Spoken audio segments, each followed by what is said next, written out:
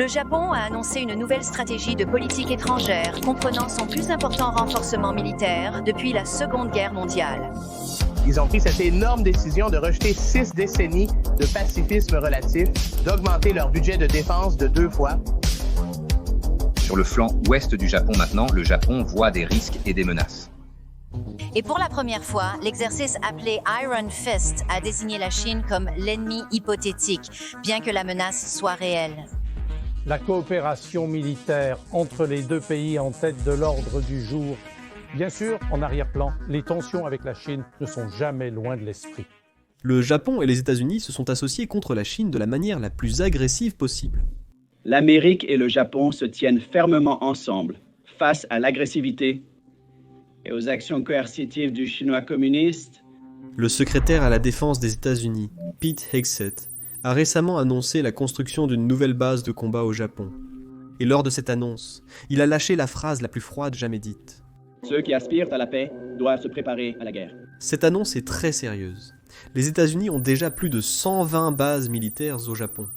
Qu'est-ce qui rend cette mise à niveau spéciale et comment aidera-t-elle à contrer l'agression croissante de la Chine ? Lors de sa tournée au Japon, Hegseth a annoncé que les États-Unis se réengagent envers le pays. Ensuite, les États-Unis d'Amérique déploieront davantage de soldats au Japon. Enfin, un nouveau commandement de combat y sera établi. Bien que les trois soient l'air de mauvaises nouvelles pour la Chine, la troisième les énerve vraiment le plus. Selon Hegseth, ce quartier général de forces conjointes aidera le Japon et les États-Unis à dissuader la Chine d'envisager des mouvements agressifs dans l'Indo-Pacifique. C'est une amélioration majeure des forces Kadox américaines au Japon, responsables de la défense du pays. 50 forces américaines au Japon auparavant centrées sur des rôles administratifs et logistiques, et désormais un quartier général opérationnel conjoint, visant à améliorer les capacités de commandement et de réponse en temps réel. Cela renforcera la coordination nippo-américaine pour contrer la Chine dans l'Indo-Pacifique. Ainsi, la nouvelle base servira de centre de commandement pour aider à la prise de décision en temps réel et à la préparation au combat, se distinguant de forces américaines au Japon traditionnel. Cependant, le véritable problème pour la Chine est le pouvoir que les forces américaines pourraient acquérir au Japon. La visite de Hegseth a irrité la Chine, au point que l'armée de libération du peuple a lancé d'importants exercices conjoints autour de Taïwan, peu après, sans avertissement. Vu l'ampleur de cet exercice, on pourrait l'appeler une préparation à la guerre. 76 avions, plus de 20 navires de la marine et de la garde côtière, dont le puissant groupe de porte-avions Shandong, encerclent l'île principale de Taïwan. La Chine n'apprécie pas non plus que l'on évoque Taïwan comme un pays indépendant. Le Parti communiste chinois récompense financièrement les pays qui soutiennent sa position sur Taïwan et sanctionne ceux qui reconnaissent Taïwan comme une nation souveraine. L'armée des 50 centimes du Parti communiste chinois désapprouve même les vidéos parlant positivement de Taïwan. Vous pouvez nous rendre un grand service en cliquant sur le bouton j'aime et en vous abonnant ci-dessous. Cela aide beaucoup la vidéo contre ces bots chinois. Merci beaucoup. Mais pourquoi la Chine était-elle si frustrée ? Le Japon compte plus de 55 000 soldats américains répartis sur plus de 120 bases militaires à travers le pays. Le Japon abrite la plus grande présence militaire américaine hors États-Unis, regroupée en une seule unité, les forces américaines au Japon que nous avons déjà vues. Jusqu'à présent, ils formaient seulement les forces japonaises, pas lancer des attaques. Mais les choses pourraient bientôt changer. Dans ce cadre, les États-Unis mettent en place un nouveau commandement de la salle de guerre à Tokyo. Ce mouvement donne plus de contrôle opérationnel et devrait donner au commandant des États-Unis au Japon l'autorité pour lancer des missions de combat depuis les bases japonaises, avec l'aide de l'armée japonaise. Ce commandement amélioré sera basé à la base aérienne de Yokota à Tokyo. Au lieu de construire du neuf, les États-Unis réorganisent et améliorent l'existant. Mais un homme sage a un jour déclaré qu'en géopolitique, il n'y a pas d'amis ou d'ennemis permanents, seulement des intérêts permanents. Les actions des États-Unis au Japon ne sont pas un service gratuit. Trump a même choqué le Japon en disant cela. J'adore le Japon et notre excellente relation. Mais nous devons protéger le Japon. Mais en aucun cas, ils n'ont à nous protéger. Je me demande en fait, qui fait ces accords ? Trump apprécie le Japon, mais est mécontent que les États-Unis le protègent. En résumé, Trump apprécie le Japon, mais avec certaines réserves. Ses propos soulèvent des questions sur le contexte et le sujet exact de ses déclarations. Trump a évoqué le traité de sécurité États-Unis-Japon de 1960, selon lequel les États-Unis doivent défendre le Japon. Mais le Japon n'offre pas les mêmes garanties de sécurité en retour. C'était donc un fait, mais pas tout à fait exact. Le Japon paie en moyenne 211 milliards de yens, soit environ 1,8 milliard de dollars chaque année pour les forces américaines stationnées dans le pays. Mais cet argent n'est pas la raison pour laquelle les États-Unis protègent le Japon. La véritable raison est bien meilleure que vous ne le pensez. Trump ne peut pas réellement mettre fin à cet accord. Ses déclarations ne sont que ses sautes d'humeur habituelles. En réalité, les États-Unis se concentrent sur le renforcement du Japon, non par amitié, mais pour des raisons géopolitiques. La réponse réside dans l'importance croissante du Japon, comme allié stratégique dans l'Indo-Pacifique. Ce redéploiement vise à renforcer la coordination entre les forces américaines et japonaises, notamment en cas de tension accrue avec la Chine, y compris un éventuel conflit à propos de Taïwan. Oui, Taïwan. Parce que le Japon jouerait un rôle clé si la Chine et les États-Unis se confrontent pour Taïwan. Vous vous demandez peut-être pourquoi c'est un défi majeur pour le Japon, si c'est principalement un problème entre la Chine, les États-Unis et Taïwan. La réponse réside dans l'emplacement des îles japonaises. Si nous regardons la carte du Japon, nous connaissons généralement juste le continent du Japon. Mais en réalité, il a plusieurs îles qui sont très proches de Taïwan et de la Chine. En fait, certaines îles sont si proches de Taïwan que l'île de Yonaguni est à seulement 110 km de Taïwan, ce qui en fait l'île japonaise la plus proche de Taïwan. Bien que cette île ne soit pas encore militarisée, le Japon prévoit de construire une base militaire sur Yonaguni et d'étendre l'aéroport et le port, compte tenu de la menace potentielle de la Chine en cas d'attaque contre Taïwan. Mais l'île principale qui pose une véritable menace pour la Chine est l'île d'Okinawa. C'est parce que Okinawa accueille à elle seule 32 bases militaires des États-Unis, qui comprennent 30 000 troupes actives des États-Unis. Okinawa ne représente que 1% de la masse terrestre japonaise, mais accueille 70% des bases militaires américaines du pays. Mais ce qui intimide le plus la Chine, c'est le fait que cette île n'est qu'à 509 km ou 316 miles de la Taïwan continentale. Donc, en cas de conflit entre les États-Unis et la Chine sur la question de Taïwan, ces îles sont destinées à être entraînées dans le conflit, et même les civils en souffriraient. Maintenant, le Japon, partenaire de l'OTAN dans la région Indo-Pacifique, soutiendrait assurément les États-Unis en cas de conflit. Donc la Chine tenterait sûrement d'empêcher une riposte américaine depuis le Japon. Donc, pour éviter d'être entraîné dans un conflit à Taïwan et dissuader toute agression chinoise, le Japon doit renforcer ses capacités militaires. Mais la véritable raison derrière le renforcement militaire du Japon ne concerne pas seulement ces îles, il s'agit aussi de la survie et de l'existence même du pays. Si la Chine attaque Taïwan et menace les îles japonaises voisines, ils craignent que cela perturbe l'approvisionnement en semi-conducteurs avancés et bloque les voies maritimes qui fournissent du pétrole au Japon. C'est parce que presque 95% de l'huile importée par le Japon provient du Moyen-Orient. De plus, le Japon est le plus grand importateur mondial de gaz naturel liquéfié. Une autre raison pour laquelle un conflit pourrait être un désastre pour le Japon est qu'ils mettraient leur principale voie maritime dans la ligne de feu. Le Japon pourrait être bloqué s'il ne peut pas importer suffisamment de ressources naturelles, dont il dépend fortement, pas seulement pour l'énergie. Le Japon est le plus grand acheteur net mondial de produits alimentaires.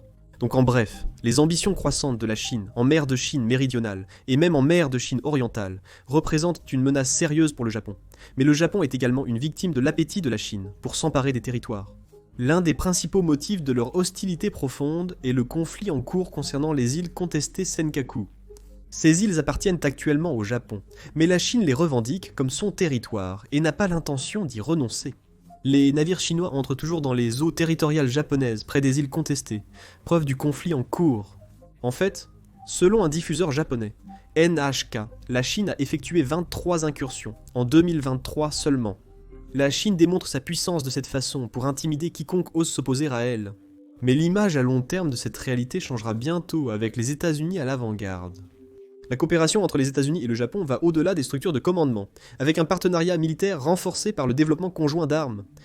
Ils accélèrent la coproduction de systèmes de missiles avancés, y compris l'Advanced Medium Range Air-to-Air Missile, 120 Advanced Medium Range Air-to-Air Missile, et potentiellement le Standard Missile 6 ou Standard Missile 6. Ces efforts font partie d'une stratégie plus large dans le cadre d'acquisition et de soutien de la coopération industrielle de défense. L'objectif est de stimuler la production de défense nationale du Japon et d'améliorer la sécurité régionale. La production de missiles, comme l'Advanced Medium Range Air-to-Air Missile, renforcera les systèmes de défense aérienne et d'interception du Japon. La collaboration Standard Missile 6 renforcera l'aptitude du pays à contrer les menaces de missiles entrants. Parallèlement, accroître la production locale diminue la dépendance aux fournisseurs étrangers. renforce les chaînes d'approvisionnement militaire et l'alliance entre les États-Unis et le Japon. Ce n'est pas la première collaboration des deux nations sur des systèmes de défense, ayant précédemment co-développé le missile intercepteur Standard Missile 3. Selon les analystes de la défense, cette coopération renforcée améliore les capacités du Japon et envoie un message clair aux rivaux régionaux. Les deux pays se sont engagés à dissuader toute action agressive, notamment de la part de la Chine. Plusieurs éléments clés définissent cette stratégie de dissuasion commune. Tout d'abord, la présence militaire s'intensifie le long de la première chaîne d'îles, élargissant le rôle sécuritaire régional du Japon. Deuxièmement, les entraînements conjoints et exercices militaires entre les États-Unis et le Japon se sont intensifiés. Troisièmement, les deux pays envoient un message stratégique à la Chine, qu'ils sont unis pour la stabilité. Le Japon a augmenté ses dépenses militaires récemment. Le président Trump, tout en réaffirmant le partenariat militaire États-Unis d'Amérique-Japon, a révélé que le Japon s'engage à doubler ses dépenses de défense d'ici 2027. Il a aussi mentionné que les États-Unis ont récemment approuvé près d'$1 milliard de ventes militaires à Tokyo, mais remet en question l'engagement du Japon envers sa propre sécurité régionale. Le Japon, nation pacifiste de longue date, le prouve par ses chiffres, qui ne mentent pas sur son engagement. Le 27 décembre 2024, le cabinet japonais a lâché une bombe financière. Ils ont approuvé un budget de défense record de 8,7 billions de yens pour 2025, soit environ 55,1 milliards de dollars américains. Le budget de défense a augmenté de 9,4% par rapport à l'année précédente, marquant la 13e année consécutive de croissance. Mais ce chiffre ne concerne pas que l'argent. Il s'agit d'intention. Le Japon ne parle plus seulement de défense, il s'arme pour la dissuasion. Le géant endormi s'éveille enfin, mais le dragon a déjà pris une avance considérable. Que cela nous plaise ou non, en cas de guerre entre la Chine et le Japon aujourd'hui, la Chine écraserait facilement le Japon, à moins d'une intervention des États-Unis. Selon un analyste américain, la posture militaire du Japon évolue encore, n'atteignant pas le niveau requis pour contrer les menaces régionales grandissantes. Lorsque vous comparez leurs armées, l'écart est évident. Le budget de la défense de la Chine s'élève à plus de 266 milliards de dollars contre 57 milliards pour le Japon. La Chine compte plus de 2 millions de personnels actifs, tandis que le Japon en compte à peine 261 000. La Chine possède plus de chars, plus de navires de guerre et un arsenal de missiles massifs. Alors que le Japon compte sur le parapluie nucléaire des États-Unis, la Chine possède ses propres armes nucléaires, estimées à plus de 500 têtes, avec pour objectif de 1500 d'ici 2035. Dans la plupart des domaines, de la puissance de feu aux ressources humaines, la Chine domine. Mais le Japon a une stratégie folle pour contrer la Chine. Le Japon investit de l'argent dans quelque chose appelé les armes de confrontation. Nous parlons de 939 milliards de yens mis de côté pour cela. Ils construisent des missiles anti-navires de type 12 qui peuvent être lancés depuis la terre et la mer. Ils développent des projectiles planants hypersoniques pour défendre les îles éloignées. Ils développent même des missiles pouvant être lancés depuis des sous-marins. Qu'est-ce qui est fou à ce sujet? N'est-ce pas une stratégie normale? Eh bien, le plan du Japon est de frapper des cibles ennemies de loin, rendant beaucoup trop risqué pour les ennemis de s'approcher en premier lieu. Le Japon achète aussi le Joint Strike Missile de Kongsberg, Norvège, pour leur F-35A, des missiles de croisière Tomahawk pour les destroyers, et des Joint Air-to-Surface Standoff Missiles Extended Range à longue portée des États-Unis pour leur F-15. En janvier 2025, les États-Unis ont autorisé la vente de 16 JASM-ERs au Japon pour 39 millions de dollars. Cela s'ajoute aux 50 missiles approuvés en août 2023. Mais il y a un problème. La dépréciation du yen perturbe ces accords. L'année dernière, le Japon a payé 123,9 milliards de yens supplémentaires pour du matériel américain, en raison des fluctuations monétaires. Tokyo progresse en important 2 drones MQ-9B Sea Guardian et 6 drones VBAT, tous fabriqués aux États-Unis. Les derniers seront opérés depuis les navires de guerre japonais.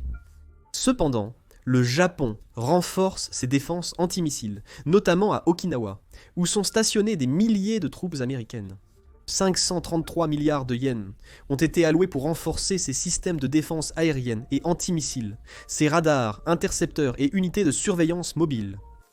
Il y a tellement de nouvelles concernant l'armée japonaise, les armes et les mises à niveau. Maintenant, je ne suis pas sûr que vous ayez remarqué cela, mais il y a quelques années, le Japon était à peine dans l'actualité pour ces sujets. Étonnamment, c'était le cas pour une très bonne raison.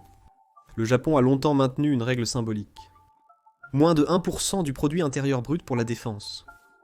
Cette règle a maintenant disparu. En 2024, le Japon a dépensé 1,6% de son produit intérieur brut pour la défense et prévoit d'atteindre 2% d'ici 2027.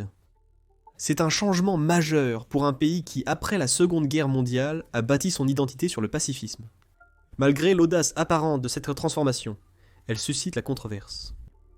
Depuis la fin de la Seconde Guerre mondiale, la constitution japonaise renonce à la guerre et interdit les forces militaires traditionnelles dans son article 9. Cependant, avec toutes ses capacités offensives en développement et déploiement, les critiques affirment que le Japon sape progressivement ses propres principes pacifistes.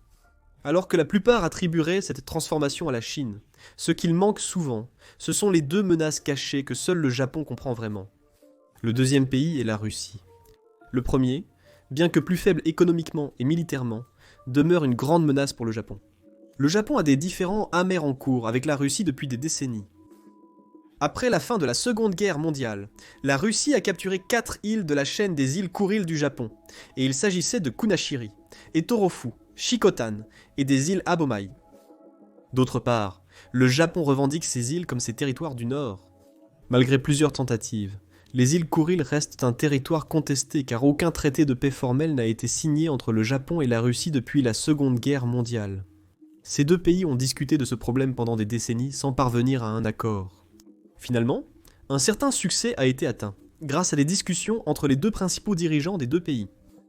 Par exemple, le conflit s'est apaisé en 2016 lorsque les deux pays ont convenu d'activités économiques conjointes, y compris des projets touristiques sur les îles et des visites sans visa pour les citoyens japonais. 2 ans plus tard, l'ex-premier ministre japonais Shinzo Abe a proposé de diviser les îles et d'en rendre 2 au Japon, mais Poutine a rejeté cette offre. Mais même alors, la situation était moins grave qu'actuellement. Son aggravation est due à un événement devenu le sujet de conversation de la ville, le conflit russo-ukrainien. Le conflit débuté en février 2022 a poussé le Japon à sanctionner la Russie, mettant fin à leur coopération économique autour des îles. Suite aux sanctions, la Russie a interrompu les négociations sur un traité de paix concernant les Kouril, a mis fin à un accord protégeant les navires de pêche japonais autour des îles, et a mené un exercice militaire sur les îles pour s'entraîner contre une invasion. Ces tensions ont atteint un nouveau niveau le 3 septembre lorsque la Russie a révoqué un accord qui permettait aux anciens résidents japonais de l'île de visiter sans visa. En même temps, l'exercice naval Vostok 2022, qui comprenait des opérations conjointes avec la Chine, a eu lieu sur les îles.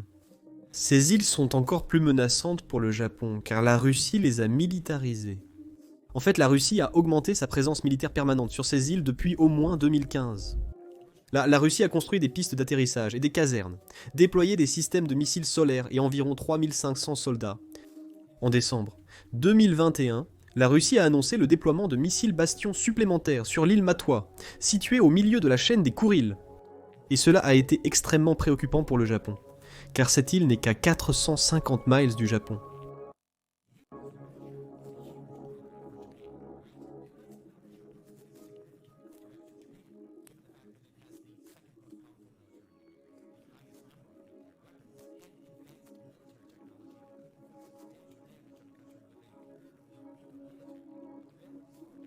La Russie est déjà engagée en Ukraine et y a dépensé beaucoup d'argent et de ressources. Donc, ouvrir un autre front avec le Japon est presque impossible pour la Russie pour une raison simple. Le produit intérieur brut du Japon est de 4,2 billions de dollars, tandis que celui de la Russie est de 2,021 billions de dollars. Donc, il est difficile pour la Russie de dépenser une énorme somme d'argent sur un autre front. L'économie du Japon est presque 2 fois la taille de l'économie de la Russie. Maintenant, cela ne signifie évidemment pas que le Japon devrait sous-estimer la Russie. Encore une fois, ne pas oublier le fait que la Russie a des liens très étroits avec la plus grande menace du Japon, la Chine. Mais quel est ce pays qui pourrait être plus dangereux, malgré qu'il soit plus faible que le Japon? Malgré sa faiblesse, c'est une puissance nucléaire. Le plus effrayant n'est pas son arsenal nucléaire, mais celui qui le contrôle. D'accord ? Vous l'avez peut-être deviné maintenant. Il ne s'agit de nul autre que le dictateur de la Corée du Nord, Kim Jong-un. Cet incident suffit à prouver à quel point la situation est dangereuse. En octobre 2022, la Corée du Nord a lancé un missile balistique qui a survolé la région de Tohoku au Japon. Et selon le secrétaire général du cabinet japonais Hirokazu Matsuno, cette région abrite plus de 8 millions de personnes.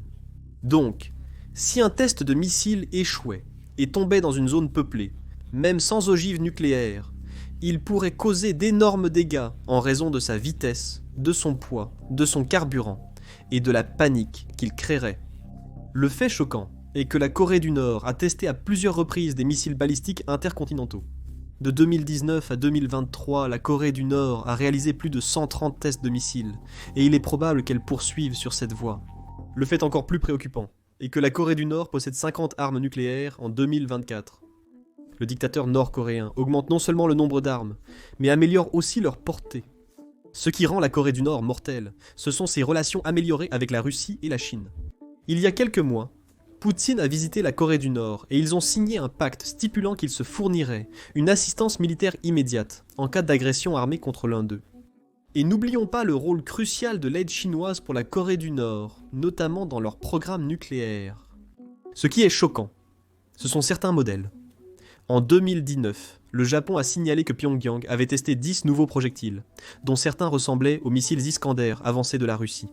Ces missiles ont une portée de 200 à 600 km suffisante pour frapper la plupart des grandes villes japonaises. Et ces deux pays ont même des problèmes non résolus, tels que l'enlèvement de citoyens japonais par la Corée du Nord et le statut de la péninsule coréenne. D'environ 1977 à 1983, des opérateurs militaires et de renseignement nord-coréens ont kidnappé au moins 17 citoyens japonais du Japon. Ces tensions persistent. De plus, en novembre 2023, la Corée du Nord a lancé son premier satellite espion, capable de recueillir des renseignements sur le Japon et d'améliorer les capacités de surveillance et de ciblage de Pyongyang. Les menaces croissantes de ces trois pays deviennent chaque jour plus inquiétantes, comme le Japon l'a lui-même ouvertement admis. En juillet 2024, le ministère japonais de la Défense a publié un livre blanc exprimant sa vive inquiétude face aux exercices militaires conjoints sino-russes. Il a affirmé que la menace nord-coréenne est désormais plus imminente que jamais. Alors que la Chine poursuit ses tactiques de zone grise, consistant à faire pression sur les autres sans déclencher de guerre, elle a progressivement accru la pression dans l'espoir d'affaiblir la détermination de Taïwan. Cependant, pour le Japon, dont les îles sont à proximité, la menace se rapproche dangereusement, et pas seulement sur le plan militaire. La pression économique est une autre carte que la Chine joue.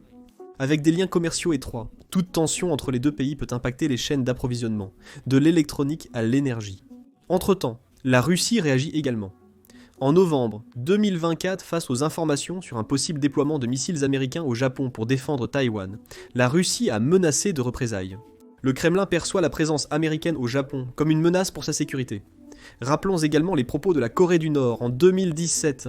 Ils ont menacé de couler le Japon, qualifiant les Nations Unies d'outils du mal et exigeant leur démantèlement. Pyongyang a qualifié un accord de coproduction de missiles américano-japonais de graves menaces régionales. Et comme si les ennemis n'étaient pas assez mauvais, certaines personnes au Japon même critiquent maintenant la décision du pays de se réarmer. Il n'y a pas si longtemps, de nombreux Japonais étaient prêts à mourir pour leur empereur et leur pays. Mais aujourd'hui, la plupart des gens ne sont pas intéressés par le réarmement. Même les anciens ultranationalistes se sont calmés. Au lieu de pousser pour une armée plus forte, certains ont même rejoint des groupes qui s'y opposent. La passion pour la guerre et la gloire, elle a disparu. Nombreux étudiants, intellectuels et éducateurs tendent maintenant vers des opinions anti-guerre et anti-américaines, influencées par l'idéologie communiste.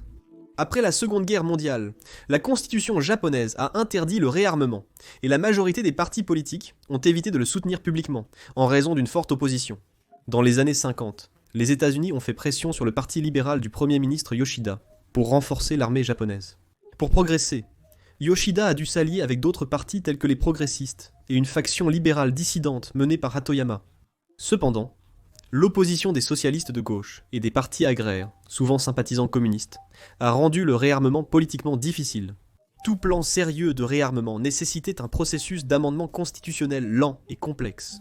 Mais le Japon a finalement défié tous ces problèmes et se réarme avec certaines des armes les plus avancées de la planète. Il achète des avions de chasse furtifs F-35B aux États-Unis, capables de décollage court et d'atterrissage verticaux. Il convertit même 2 porte-hélicoptères pour déployer ses chasseurs. Le Japon ne possède actuellement aucun F-35B, mais il prévoit d'en acquérir 42 au total, en commençant par 8 en 2025 et en passant à 30 d'ici 2029. Les caractéristiques furtives du F-35B, comme les matériaux observant le radar et une soute à armes interne, offrent un avantage décisif pour éviter la détection ennemie. Il consolide sa défense antimissile, crée une unité spatiale et se prépare aux cyberattaques et attaques électromagnétiques. Le ministère de la Défense japonais souhaite construire 2 navires de guerre qui auront la capacité radar d'intercepter les lancements de missiles nord-coréens. Pour contrer la Chine, il prévoit l'acquisition de 500 missiles de croisière Tomahawk à longue portée américains, pouvant frapper en profondeur le territoire chinois. Il a aussi mis l'accent sur l'amélioration de la guerre amphibie, qui consiste principalement à déployer rapidement ses troupes de l'océan à la plage. De plus, avec le soutien des États-Unis, le Japon se concentre sur la construction d'une chaîne de nouvelles bases militaires le long des îles du Sud. Son plan est simple. D'ici 2027, le Japon vise à renforcer ses capacités de défense afin de gérer seul les invasions et contrer efficacement ses menaces avec le soutien de ses alliés. En une décennie, il compte perfectionner ses défenses pour repérer et contrer les invasions plus tôt et à plus grande distance. Il ne reste plus qu'à savoir quand le Japon deviendra une superpuissance militaire. Merci d'avoir regardé.